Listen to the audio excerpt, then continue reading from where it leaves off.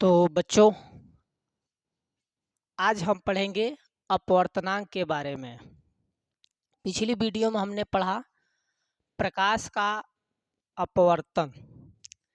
तो प्रकाश के अपवर्तन के बाद टॉपिक है आपका प्रकाश का अपवर्तनांक होता है, यानी अपवर्तनांक जिसको हम कहते हैं इंग्लिश में रिफ्रैक्टिव इंडेक्स।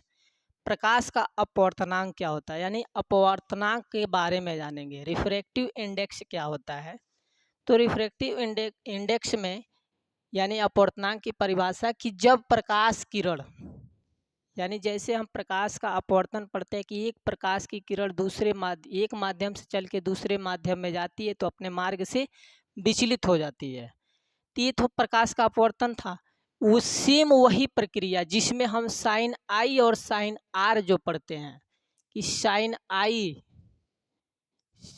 आई अपान साइन आर, ये अपवर्तन का क्या था? दूसरा नियम था, स्नेल का नियम जिसे कहा गया।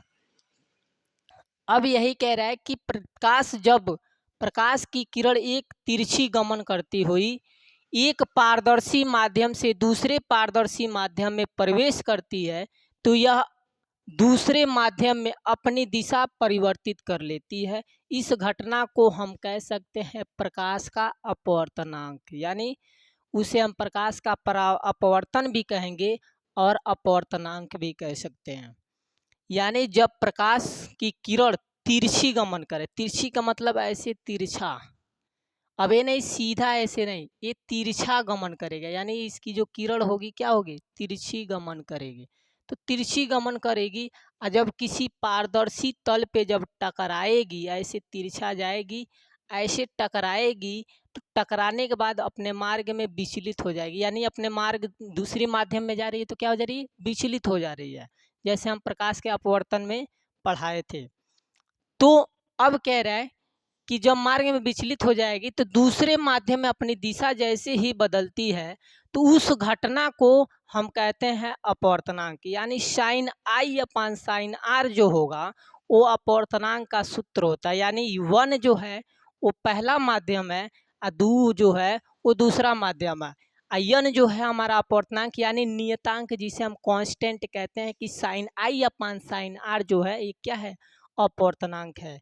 वही अपवर्तनांक बता रहा है कि पहले माध्यम और अपवर्तनांक दूसरे, यानी दूसरे माध्यम के अनुपात पहला माध्यम, यानी दूसरे माध्यम के अनुपात क्या हो गया? पहला माध्यम हो गया, यानी sine i upon sine r हो गया। तो इस घटना को हम कहेंगे अपवर्तनांक। अब अपवर्तनांक कितने प्रकार के होते हैं? तो अपवर्तनांक भी दो प्रकार के होते हैं।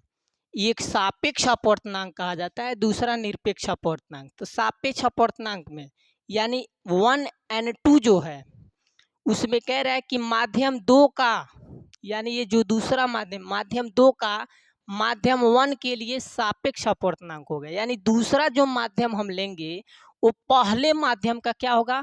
सापेक्ष अपवर्तनांक कहेंगे। यानी दूसरे माध्यम को हम पहले माध्यम का क्या कहेंगे? सापेक्ष अपवर्तनांक कहेंगे। निरपेक्ष अपवर्तनांक में यदि प्रथम माध्यम, जैसे सपोज दैट हमने मान लिया कि प्रथम माध्यम क्या है? वायु या निर्वात हो। वायु जानते हैं कि वायु में प्रकाश क्या होती है? सीधी रेखा में चली जाती है। तो निर्वात जहाँ खाली स्थान होगा वहाँ भी क्या होगा? वैक्यूम, वहाँ भी प्रकाश क्या होगी? सीधी रेखा में ही जाएगी।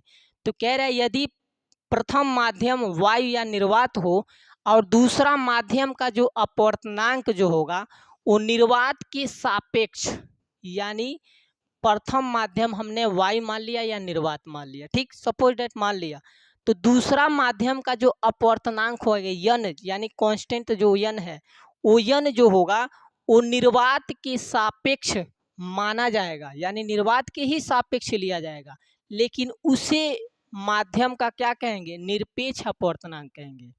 यानी पहला माध्यम हमारा क्या हो गया?